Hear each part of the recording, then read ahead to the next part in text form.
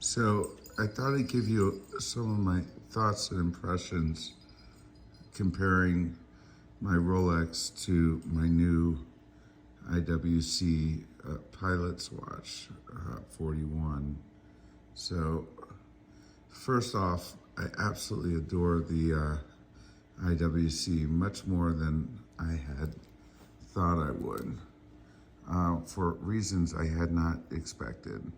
I mean, basically, they're both great looking iconic watches, but one thing about the Pilot's Watch that I hadn't anticipated is just quite how much easier it is to read.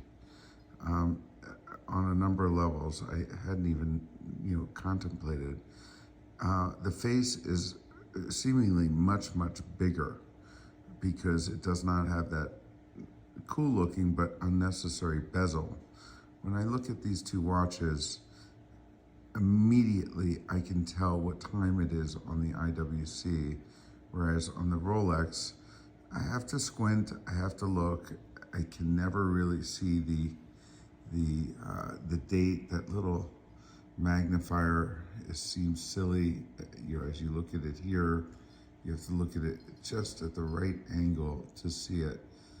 Yet on the Pilot's Watch, everything is super crisp, super clean, immediate visibility on the date and the time as well. Now, not only can I see the time, but if you look really carefully, or not even so carefully, on first glance, you can see the minute hand, and you can tell precisely what time it is. So you can see the minute movements of the minute hand and the second hand as well. So you can see at the second hand is at 20 seconds, and if you look carefully, you will see the minute hand is approximately 1/3 of its way towards the next indicator there, or 5:34. And as the second hand sweeps all the way up, which is really using the stopwatch feature, the second hand is really that red thing at the bottom, but I kind of like the use of that stopwatch longer second hand, which so as that second hand makes its way to the top, you can see it's timed almost precisely so that that minute hand has moved on to 5:34. Whereas on the Rolex, not only does it seem to support so much more glare, you never bother looking that carefully to see precisely when the minute hand reaches its next indicator, which gives you more reason, to not only appreciate the watch, but appreciate the meaning of time, which is, after all, the essence of the watch anyway, obviously. If I want to look at my watch and really appreciate, the actual time by the minute and by the second, the IWC is a much better way to do that. It's not to say I'm never going to wear the Rolex again, but I think it's unlikely I'm going to wear it quite as often as I wear the IWC moving forward. I'm not necessarily going to retire it. I also like the bracelet a lot better. It just seems cleverer on a number of considerations. Hold on one second. I'm going to take the Rolex off for a second to show you one of the reasons why I really care for the IWC as well.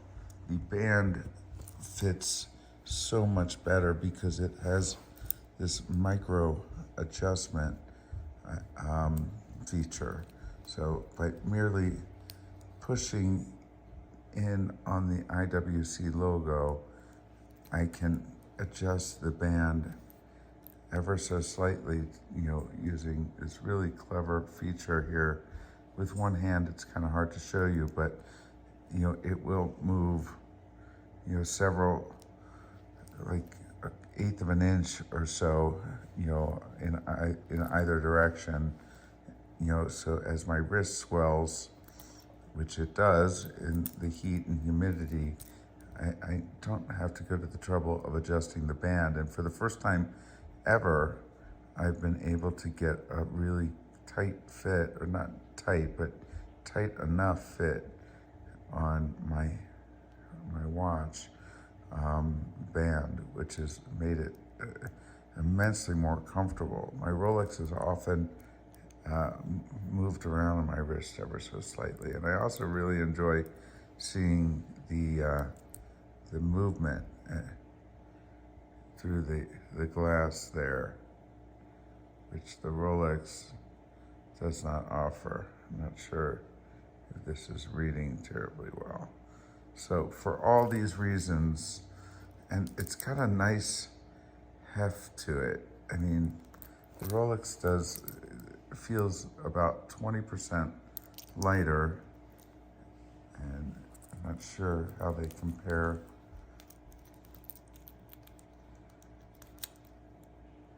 Yeah, it looks about 20%, probably weighs about 20% lighter as well. After all these years, this one is keeping good time. The first one I got, within 1 hour of wearing it, stopped keeping time, and that seemed odd. And they sent it back. They sent me another one immediately. And the green dial, I mean, like from different angles. That angle, it looks almost black. It's emerald. I mean, it's just the prettiest dial I've ever had. So, now I realize that IWC doesn't have the same level of appeal necessarily that Rolex does, for just historical reasons, I guess. But, you know, from everything I can tell, the build quality is equal or superior.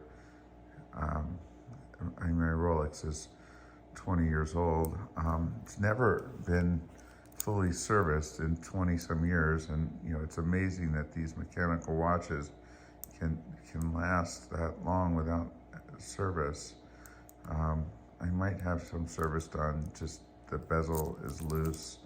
You know, it shouldn't click both ways, but you know, that's not urgent, and the clasp needs some attention. But so that's my little bit of a comparison.